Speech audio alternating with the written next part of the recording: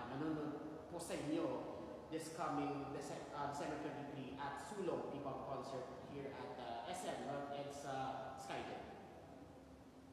I think it will be the same as Coffee, but with another touch of magic.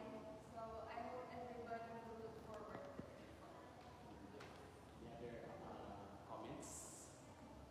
And of course, yes, yun nga po yung sinabi ni Hannah na with a little touch of magic dun sa iced coffee. You can expect more from us.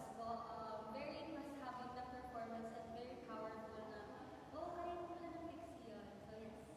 Na parang nakainom ko ng kami ng maraming expert. Yes. Yes. Sobrang excited.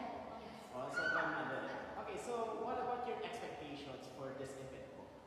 I think this will be more enjoyable and more fun because there's a lot of P-pop group also is joining, and I think to see our fans also with other fandoms, that would be also so grateful because it means that P-pop is rising. P-pop rise! Okay, so one last before tayo kindly invite your fans to watch the Sulong P-Pop concert happening this December 22. If you